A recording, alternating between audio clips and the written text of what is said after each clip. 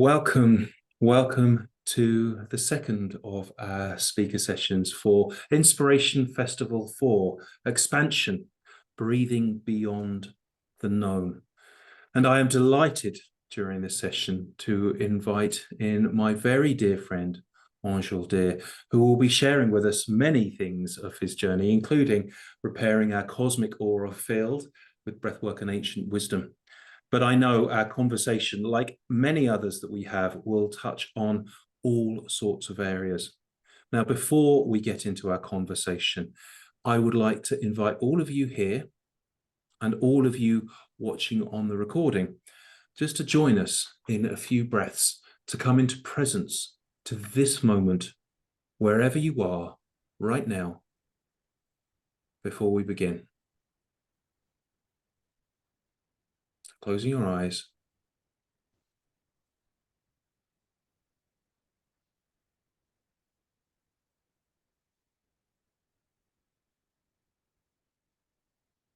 Just a few gentle breaths in and out through the nose.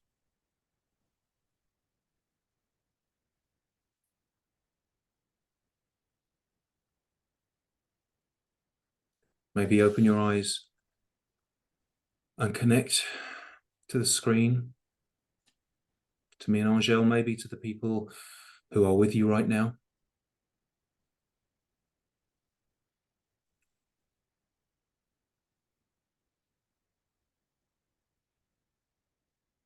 Thank you, everyone.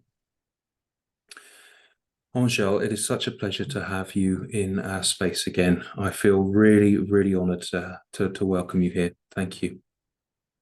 Thank you, brother. Good to be here. I think how I would like to start off with is something that we have done before.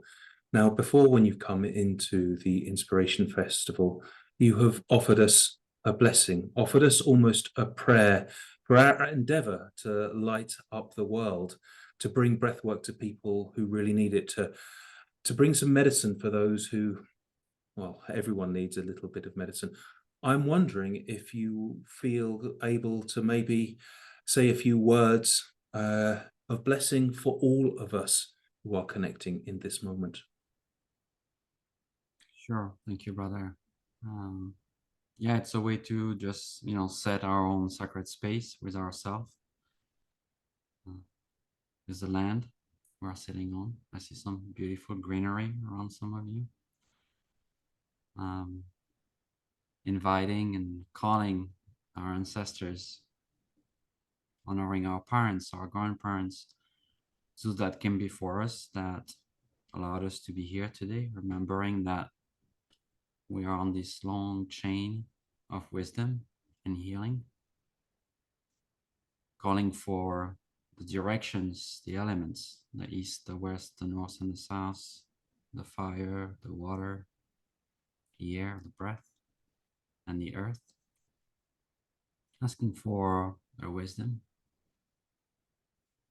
calling in our prayer the land we are sitting on, the ancestors that are in that land, any spirits that is willing to give its light and its guidance today. And also inviting every part of us today.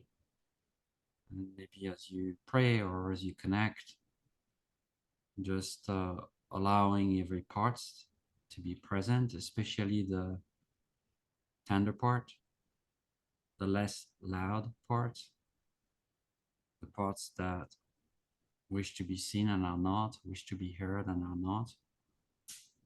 So we give a stage to our full presence. We invite our full presence, and we honor our full presence, every side of us, every aspect of us. So asking that we all speak and walk this life always in this level of consciousness, in this remembering, and in this type of allyship or relationship with what's within and what's around. And so we feel supported, we feel safe, and we feel kind in this moment.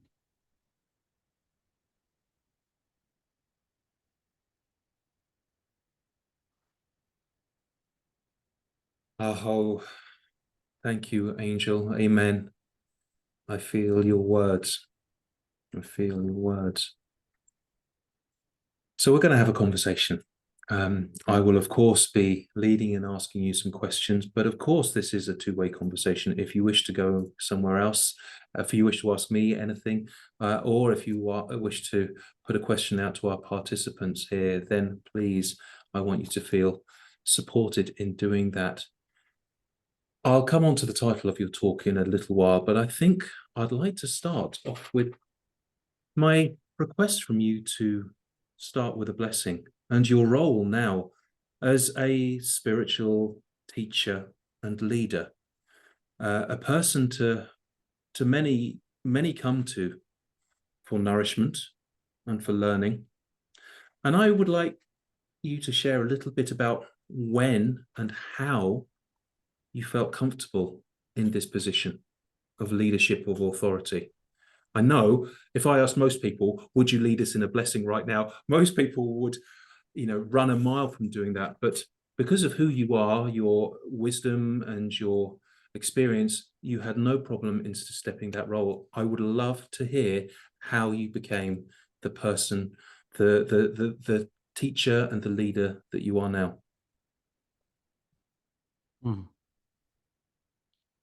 Thank you. Well, first, I don't know if I always see myself that way, or even if I call myself that way, because I think we're all, on a path of remembering, a path of reconnecting to the sacred, not just around us, but within us.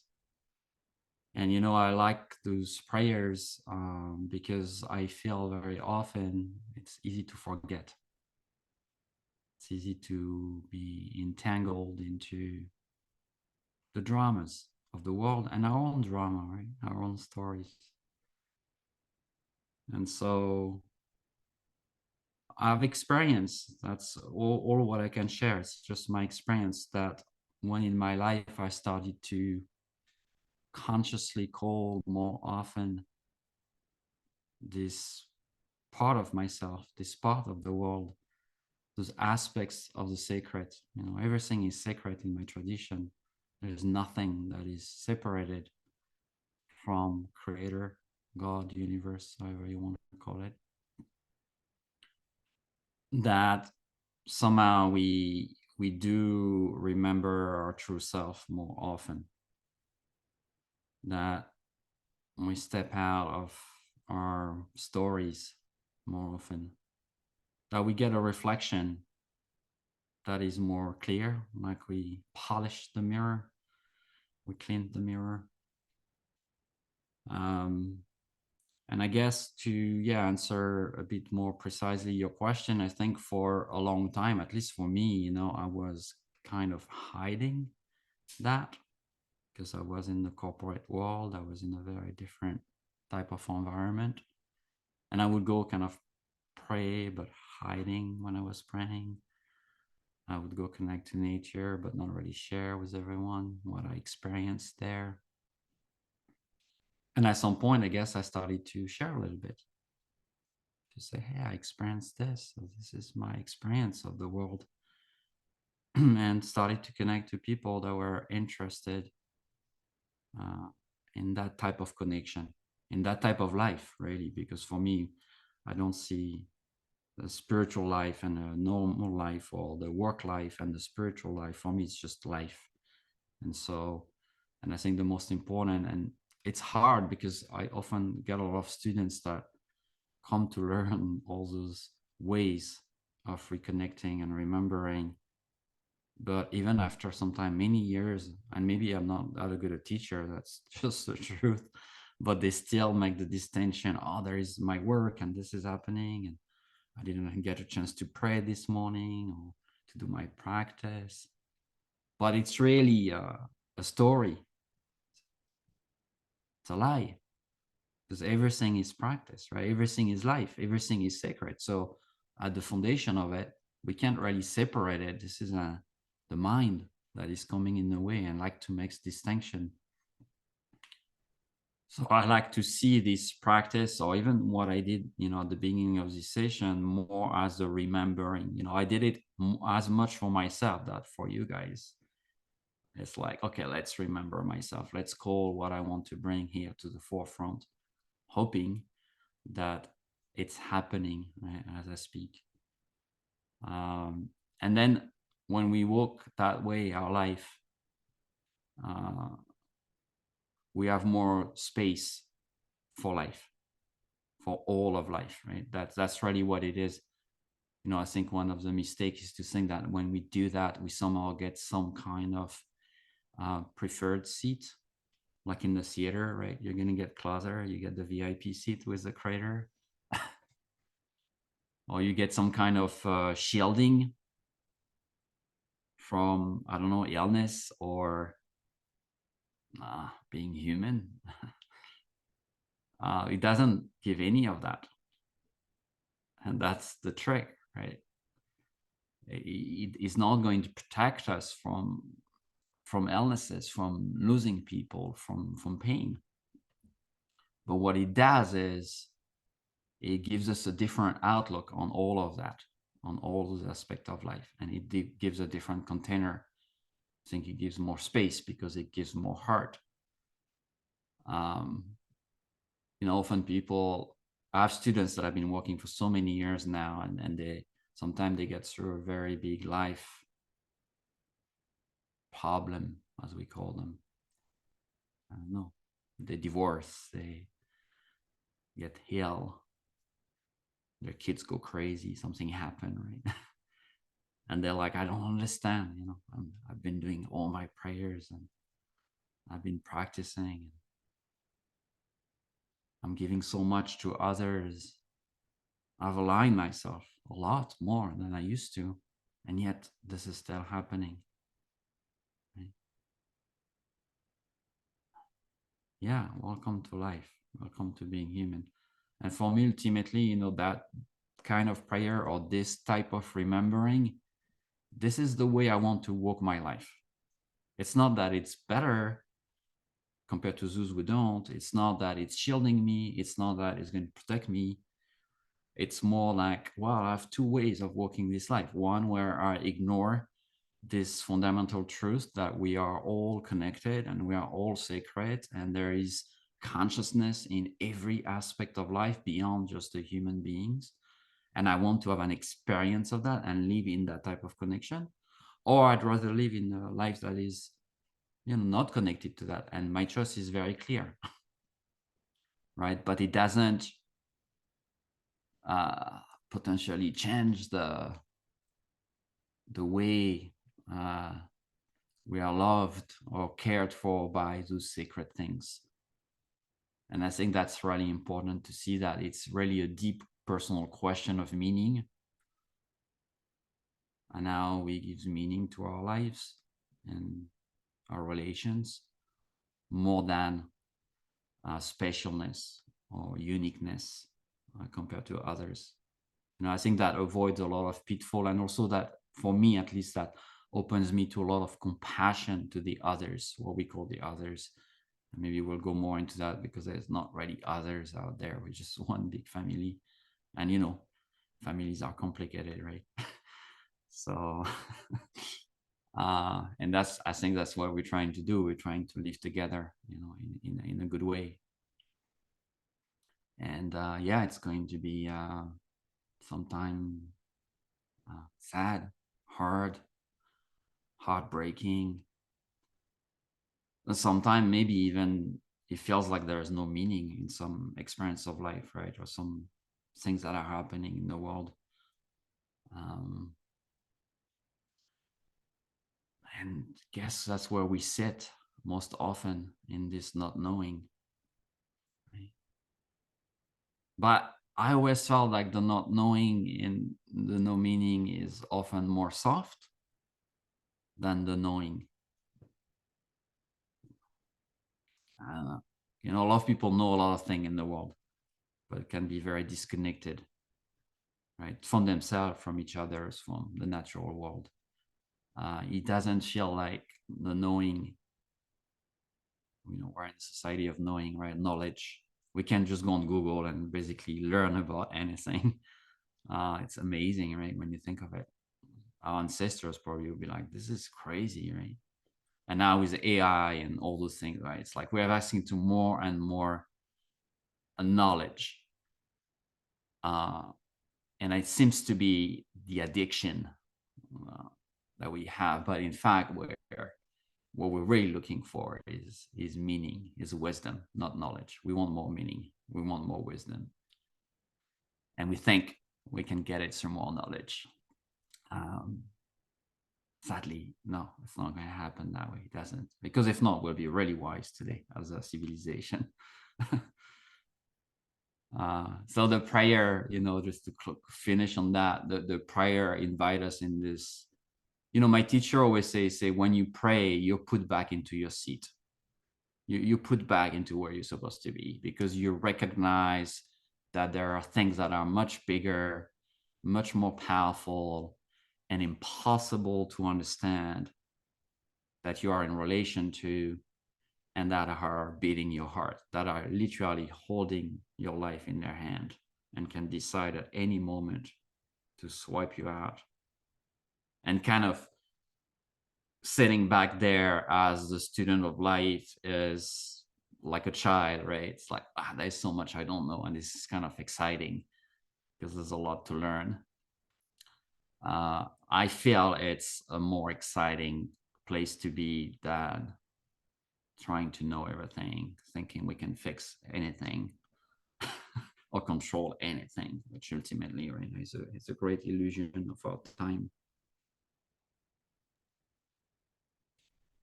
Thank you, Angel. Let's just stop here and take a breath.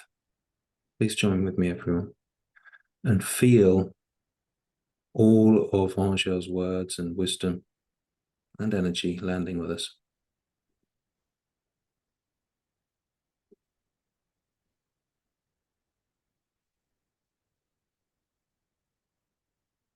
Thank you, Angel. You gave us an incredible amount there. Some of the things that really struck me was the idea that everything is holy, everything is spiritual, everything has consciousness, not just ourselves. And I suddenly realized, if you look at the word like that, it changes everything. It really makes a difference on how we interact with the world. I loved your use of the word remembering, or remembering, about who we are and what we are doing here. I especially loved your description of the choice that we make when we go on an internal journey. It doesn't mean that we're going to get the VIP seats. It doesn't mean we're going to be healed or get closer to the Creator. It doesn't mean we are any more loved. And yet it is about us not keeping ourselves small and disconnected and closed off. It is about walking in a path where there is more possible. And those words really struck to me. I'm not sure if you actually answered my question about how you stepped into this role, but that's okay. That's absolutely fine. I actually feel the transmission that you are giving us is more important than maybe just the biographical details, which I know are interesting, because you have led a really interesting and fascinating life on your journey to become a teacher. That is really interesting, but we don't have to go there today. I'm wondering, your title that you gave us for this talk that you would like to touch on was about repairing our cosmic auric field. Maybe you could, I think I would like to move into that area. Maybe before we talk about healing or repairing or transforming or growing or deepening that connection, perhaps you might like to share what you mean by our cosmic auric field and how that fits into a wider belief system that you know is truly part of your worldview. Does that sound like a good place to start? Sure. Yeah. In the tradition of Andean cosmology, like you will find in pretty much all spiritual traditions, I've studied also Advaita Vedanta, so the Hindu lineage scriptures, which is more a non-dualistic path, but shamanism and Andean cosmology is more dualistic. kind of philosophy. There is this idea, and you will find it probably in all the world religions, that we are coming from a source, and that this source is what manifested all of creation, from the universe, you know, the macrocosm to the microcosm. Like literally everything is always like a leaf on a tree, an emanation, an expression of that source. And what all the mystics, all those people that study this manifestation, they all say, well, this source is just love.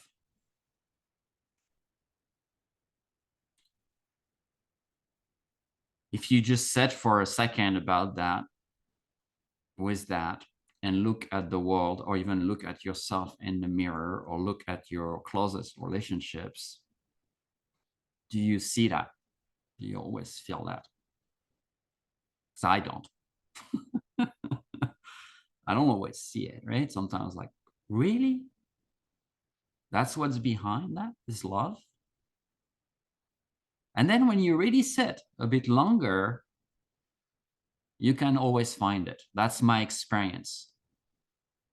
Like even someone that is screaming at you, or let's say if it's easier for you, just take an angry politician on TV that you really don't like. So I let you pick and choose there. And you see mainly anger, or maybe prejudice, and maybe, you know, things that don't feel like love, definitely. But when you sit with that and you really look at what's happening, you can just see that's love calling. That's a desire for being seen, for being loved, for being heard, for connection, for connection. So the more you study, and I feel that the what we call the dark teachers, you know, the pain and the angry and all of that. So when you look at the darkness, it's like where you can create contrast, and I think that's where you get the most teachings. It's very easy to find love in your dog if you have a dog, right? It's pretty clear. And like I say, you know, always to my students, say, well, it's easy to love dogs, right?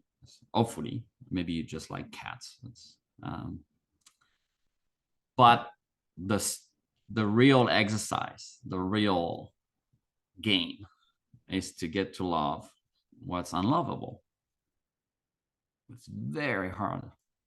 What maybe feels like horror or terror.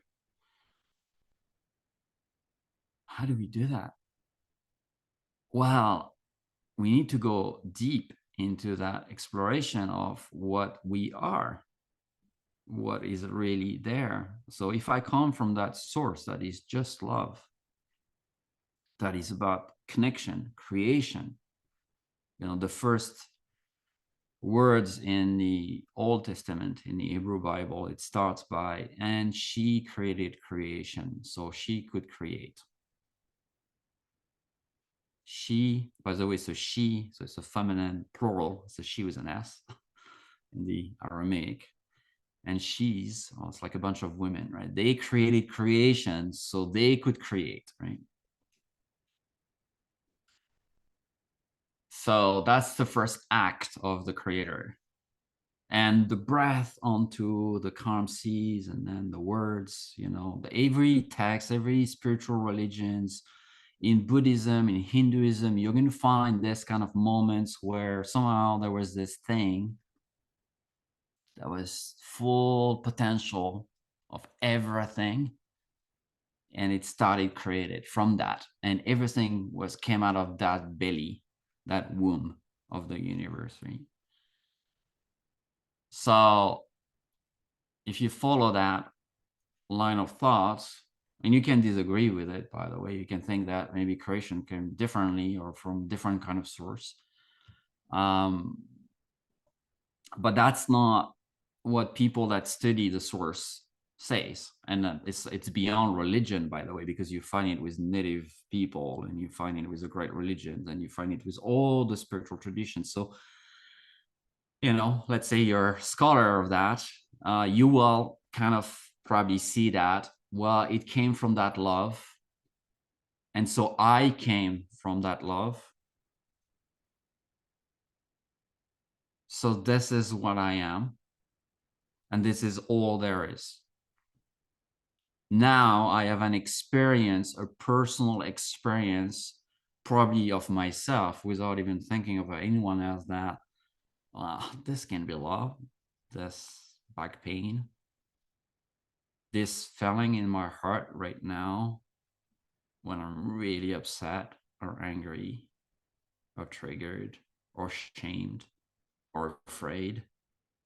Is that love? Well, and I think, breathwork is one of the beautiful medicine out there that we have that allows us to kind of go from the conscious experience, from the dual experience of the mind, the labeling, into the non-dualistic ultimate truth and reality of what is really happening here. So the cosmic field, you can call it the soul,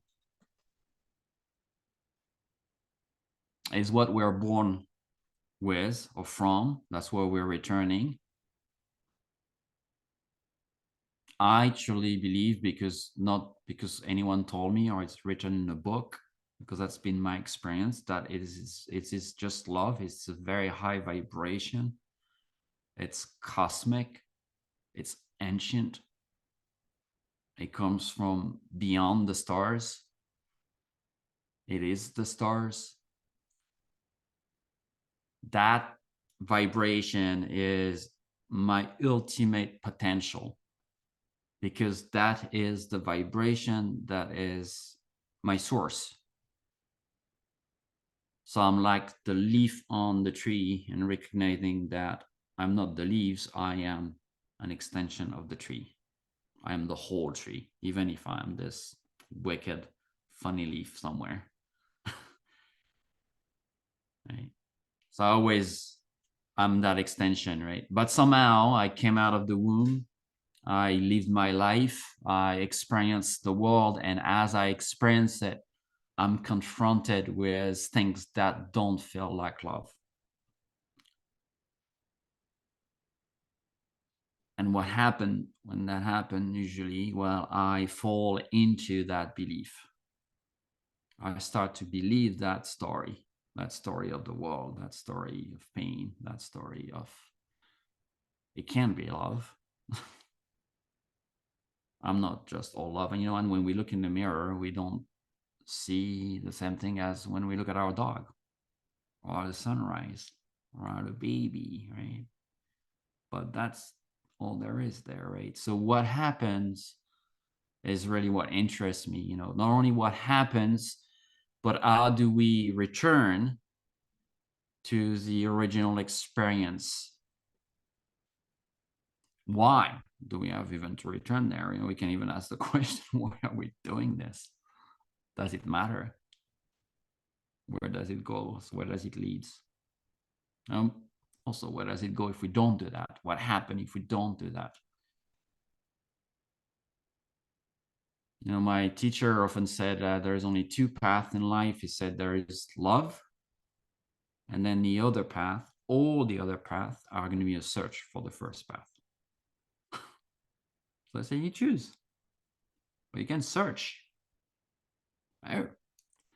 And you're going to search a lot in your life, but really what you're searching for is that return to that original soul, that cosmic field that was perfect. Perfect. Because that's the leaf of the tree. It was born out perfect. It has all the potential, all the information, all the wisdom of your ancestors, all the way down to the Big Bang and the Big Bang before that. Because that's literally your ancestors, not just your grandparents. You go back and back and back and back on that family tree. You came from that belly, that cosmic belly. So obviously, having an experience of this cosmic field, here it's a nice discussion, hopefully, but we can, kind of imagine and feel into it. But I think it's really important to have embodied experience of it, to have remembering experience of it, when we have that connection and we see it and we feel it, maybe for a glimpse of a second, and then we say, this is it, that's home. That feels really like home.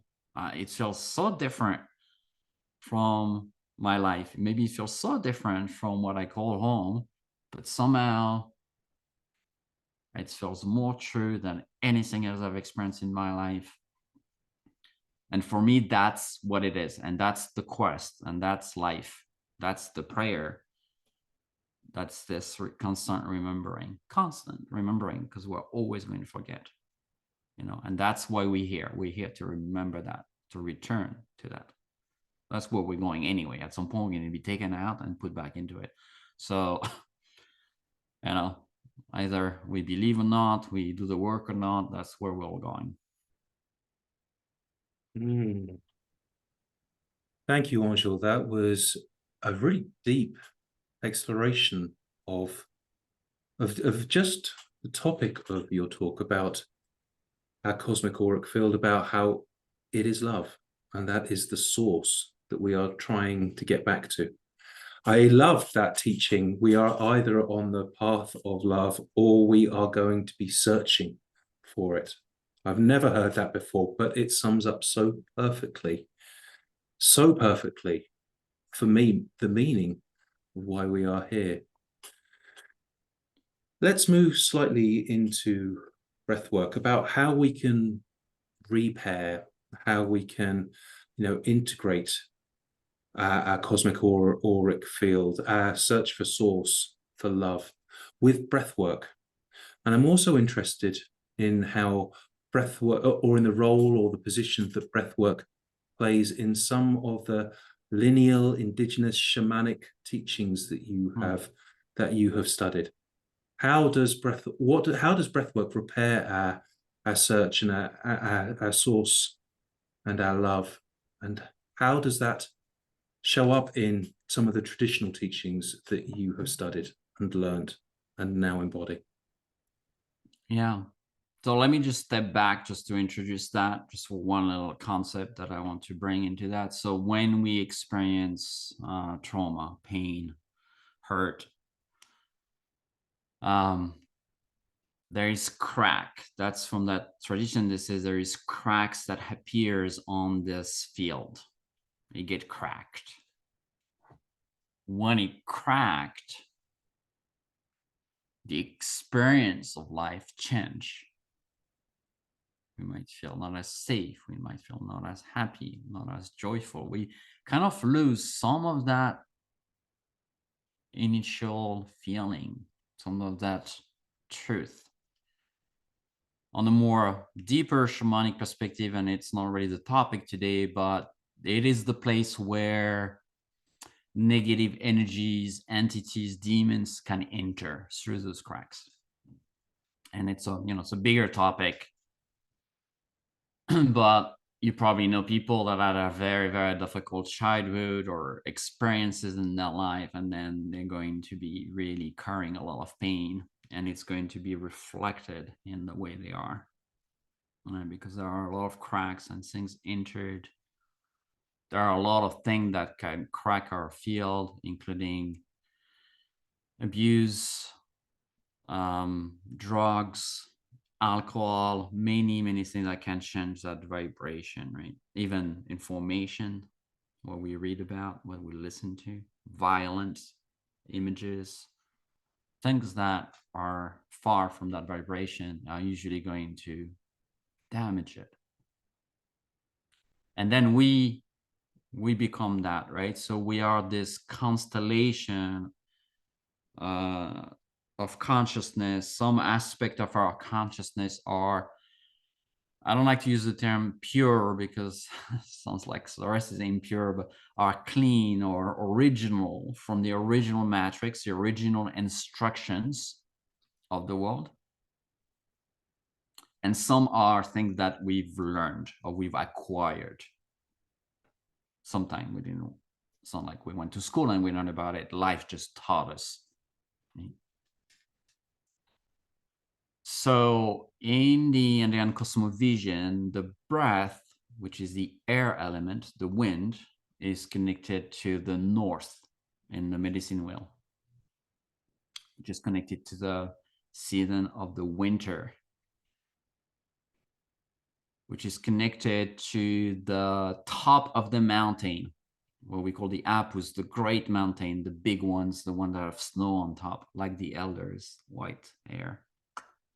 So it's the eldership, it's the ancestry, it's the connection to all there is. That's what they say. If you use the wind element, you can pray into all of the cosmos.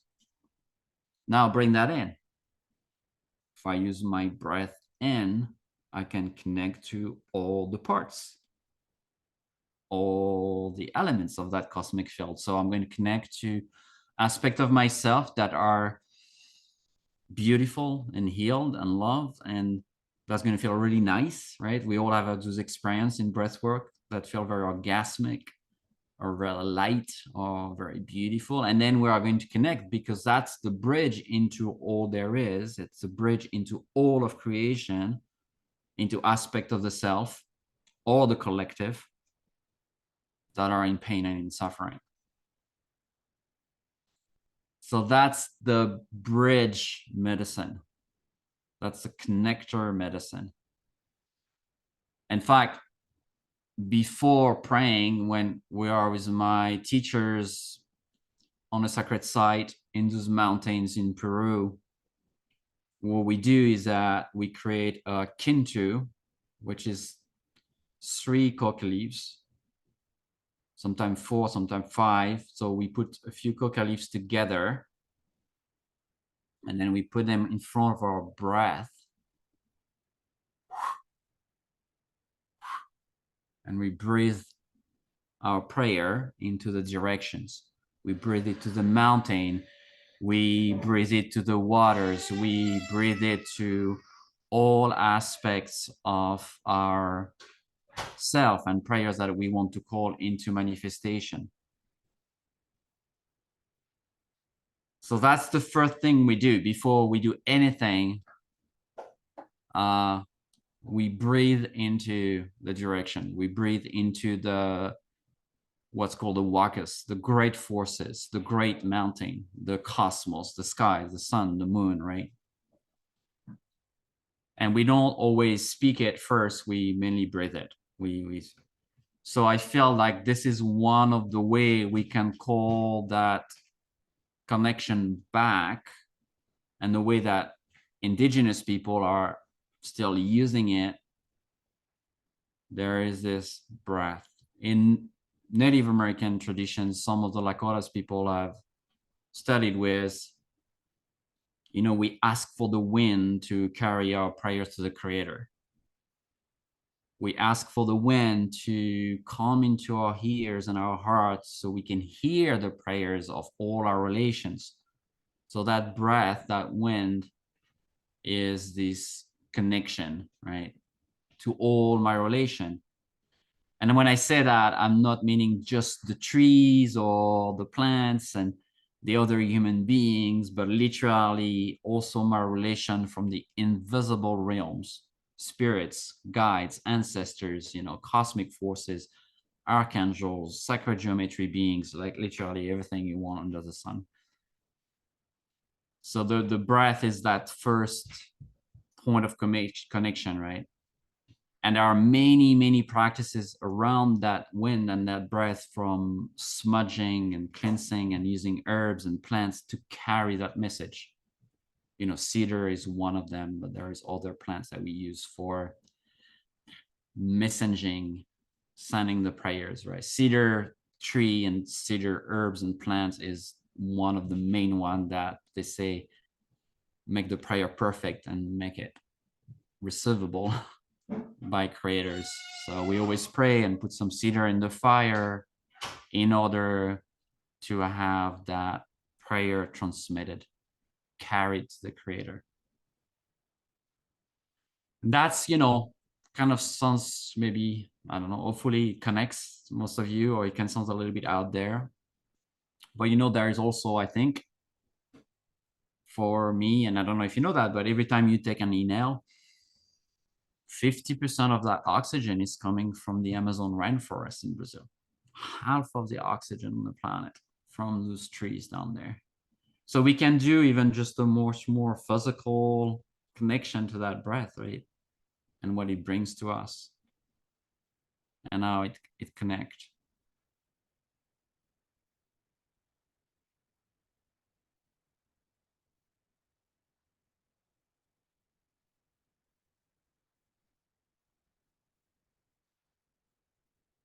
Maybe we feel them, right? When we do that, you can see that if I consciously call or remember, oh yeah, it's coming from those trees, and I close my eyes and I inhale, I can maybe smile or feel them or see them or hear them.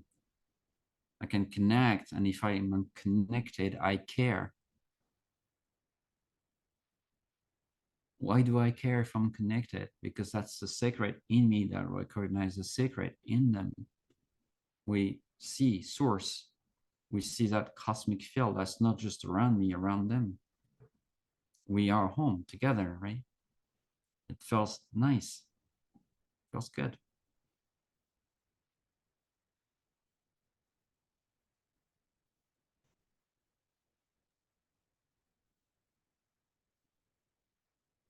Thank you, Angel.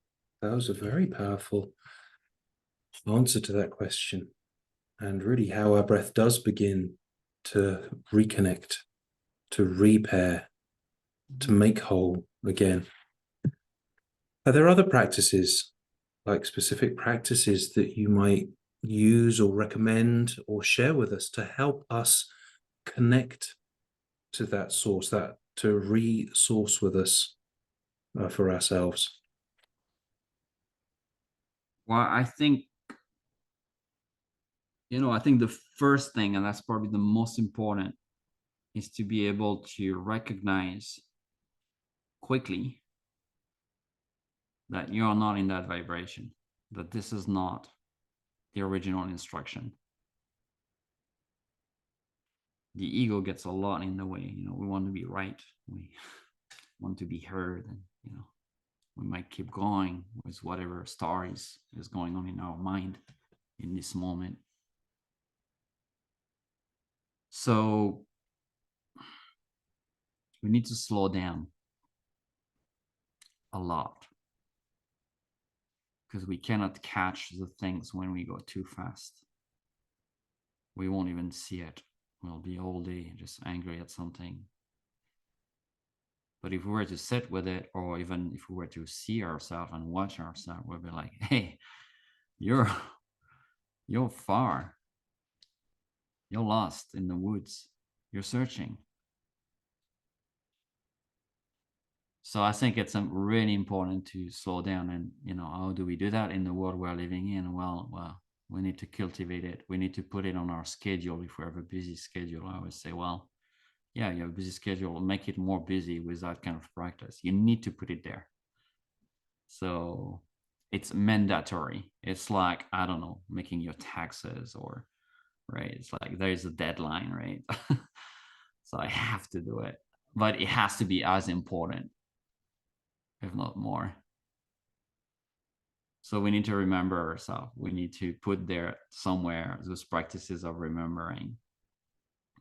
And we need to really, really be like Indiana Jones of our consciousness, or be like explorers and curious and adventurous into every aspect of our psyche, our ego, our minds.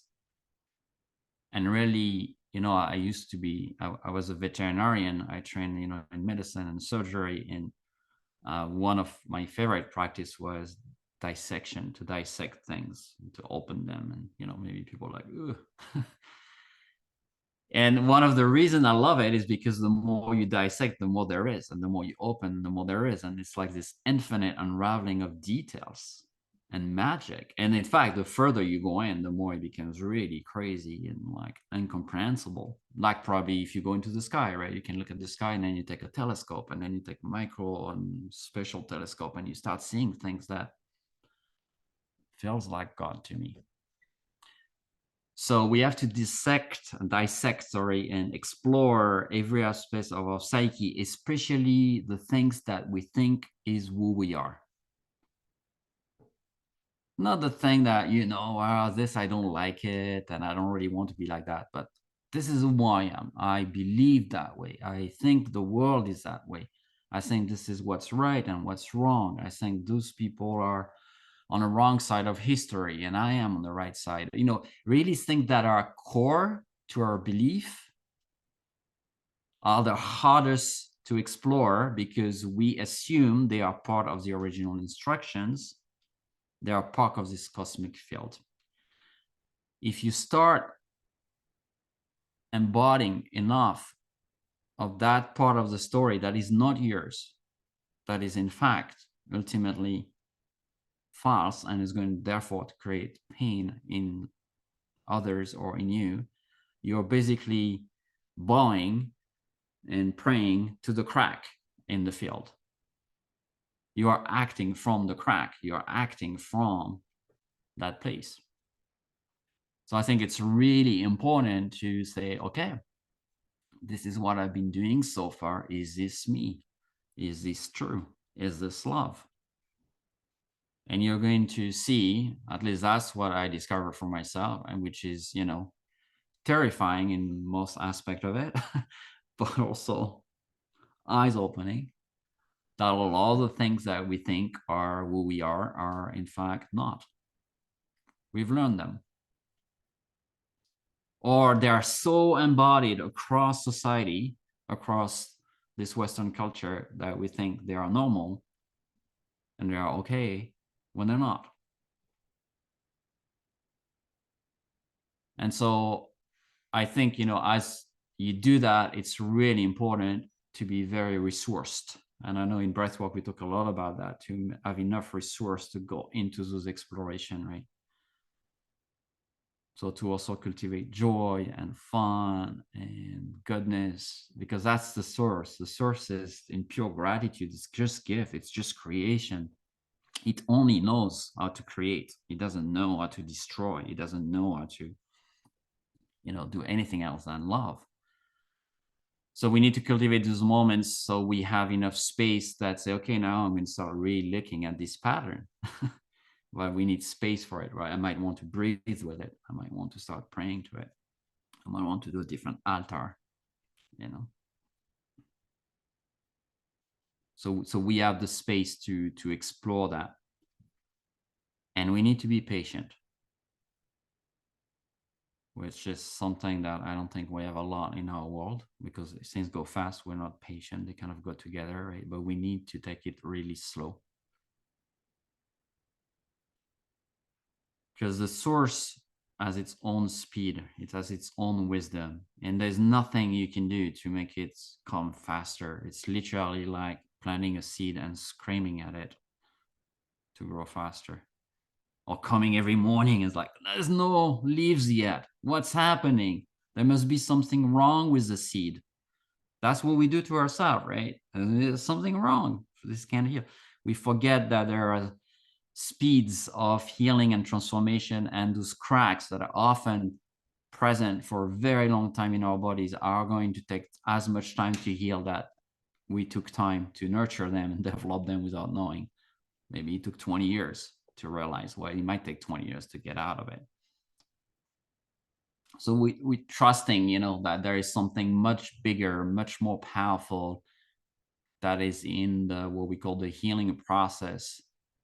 But that is the direction of the source. That is where this cosmic field intend to go anyway.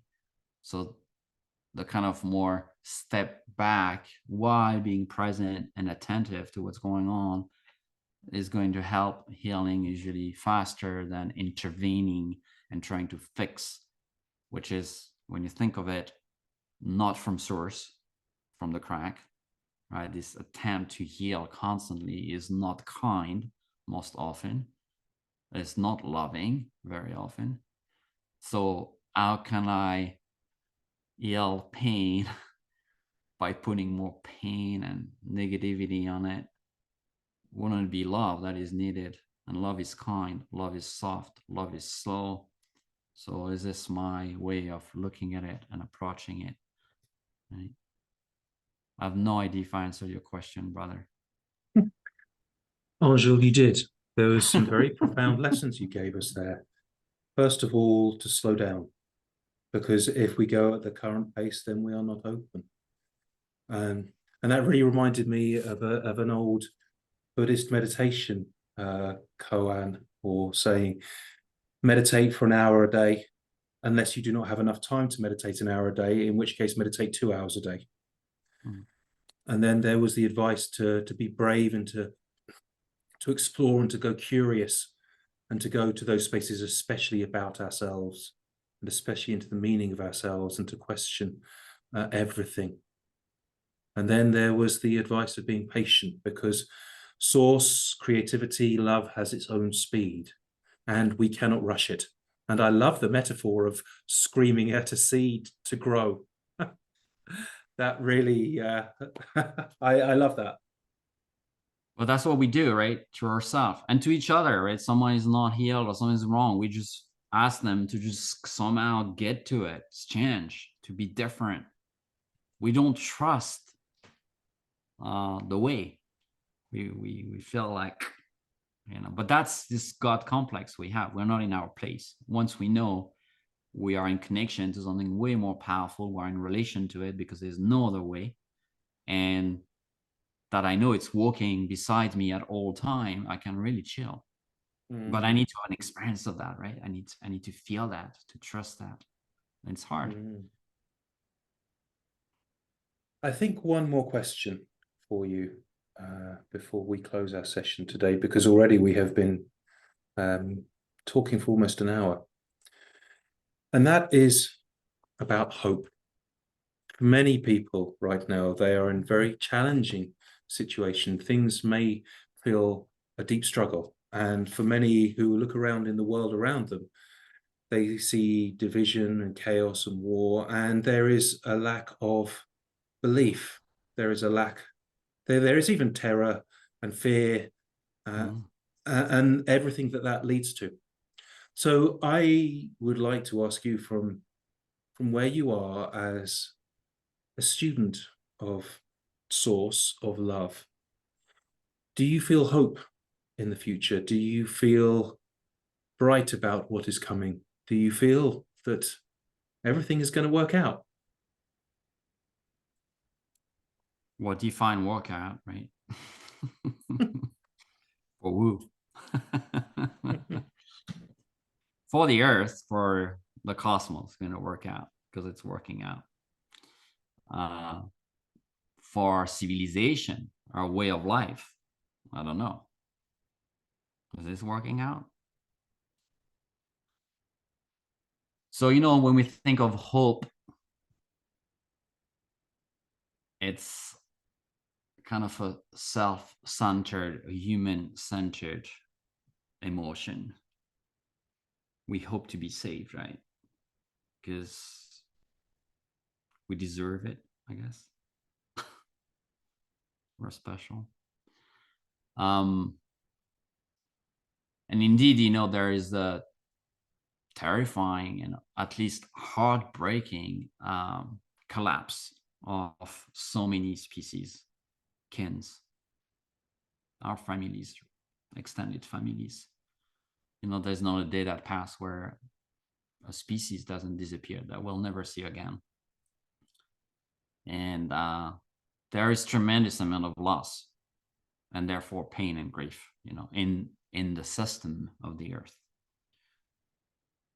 So the fact that we are experiencing anxiety and fear and maybe hopelessness or terror or despair is good, because it means we're feeling into something bigger than ourselves, bigger than maybe just the human kin. And there's also a lot of suffering in the human kin. I don't want to obviously saying that it's not there, but on the scale of number of species and number of individuals that are disappearing, the damage is way bigger on the plant kingdom and tree kingdom, and then the animal kingdom, and then we come third, right after that. So the hope, there's, I think I shared that before in one of our talk. It was a teaching from a beautiful Lakota elder that I received over 10 years ago, but that kind of struck with me. And it was during the Keystone Pipeline protest. They were trying to get that pipeline built between Canada and the south of the US. And in South Dakota, there was this protest, and Native people were there to protest for the rights of the future generation to have access to clean water. It was not against the pipeline. It says, well, if you do that, we're going to lose clean water, and that's a problem. And one of the main elder that was there came for a talk in New York and kind of shared about the struggles of the fight and how they were met with extreme violence.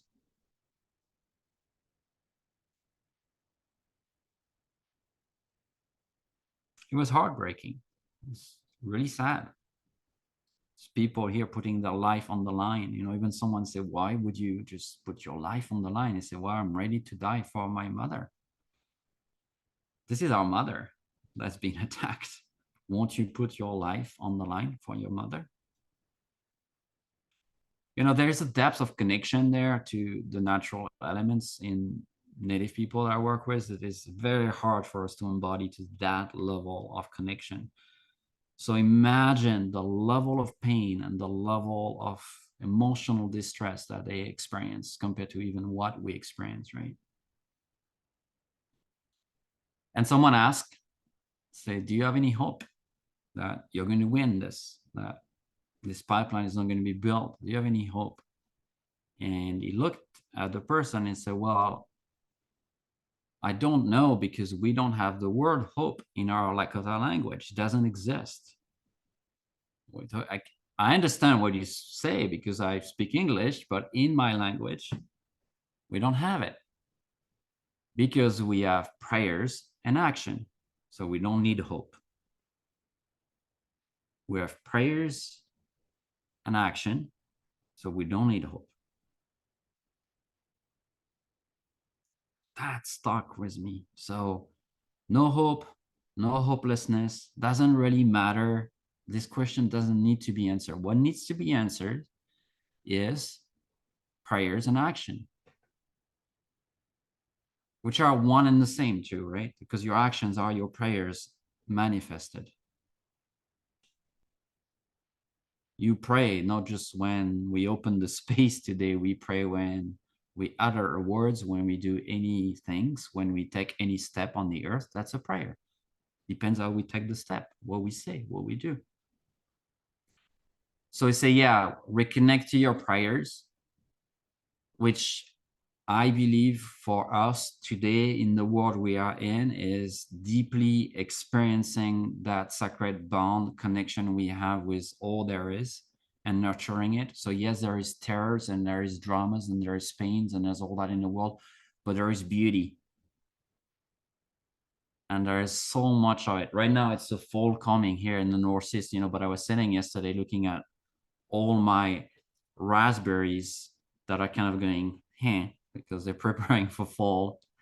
And then this beautiful hummingbird came and just was flying right in front of me for like 5 seconds and then just went away. I was like, there's beauty. We need to see it. We need to cultivate it, because we will not want to save a world that looks ugly. If there's just pain, if we only see pain and that, we're just going to give it up. There's no point. But if we see the beauty, if we connect to the sacred through our prayers, if we really feel it, that it's so precious that it's worth saving, then I think we're going to engage into right action. And then action. So prayers and action, but you see, they are kind of the same, right? It's like stepping into action. And what me, you, what each and every one of us can do every day to participate in the healing of that cosmic field, of that love. Where is it cracked in myself? How do I repair it? How do I participate in the repairing or participate in the cracks? There's a lot of work to be done there. So hopelessness, honestly, I don't know, because I don't know where it's going. I don't know what's going to happen. What I know is how I want to live my life in the meantime. If this is a time of collapse, if this is a time of great pain in this world for so many human beings and so many kins beyond that, I know when I wake up in the morning what matters. I know what I need to do. And I need to really focus on my prayer and my actions in that moment. But yeah, I'm going to be heartbroken, but that's okay. That's okay.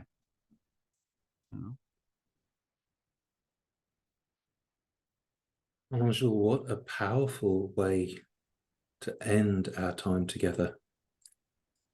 In my language, there is no such thing as hope. There is prayer and there is action. And really, action is prayer manifested.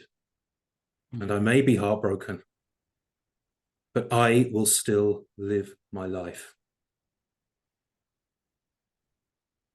And I will die for my mother. Those words have really stuck with me today, Angel. Thank you for sharing your passion and your wisdom and your heart. I feel that so strongly, brother. It is a privilege to spend time with you and to feel that coming out of your heart. Thank you so much for joining us here today. Are there any final words that you would like to say before we close?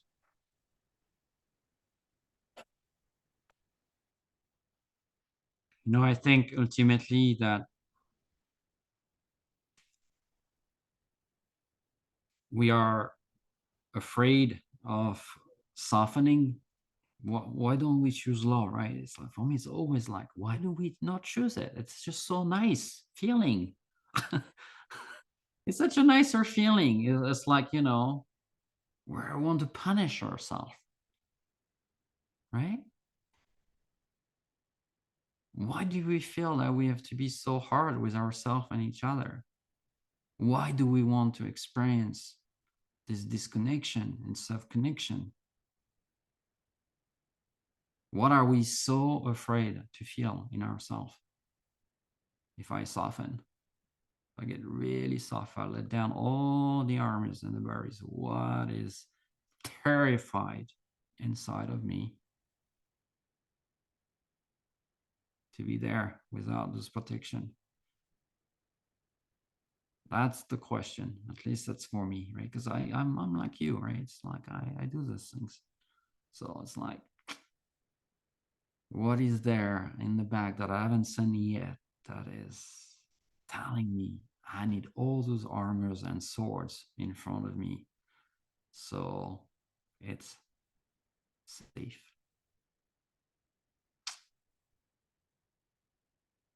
That's the big question in each of us, I believe. Because once we found that, and once we know, we can soften. Once we understand it just need love, it doesn't really need that kind of armors, then I think we can find our way back home. Should we take a breath today, right now, and maybe just feel if we can let go of that armor a little bit and just maybe catch a glimpse of the way back home?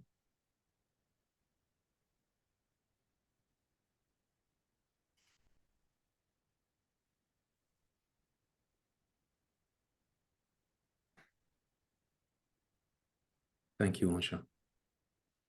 Thank you, my brother. Thank you, everyone, today listening. Yeah.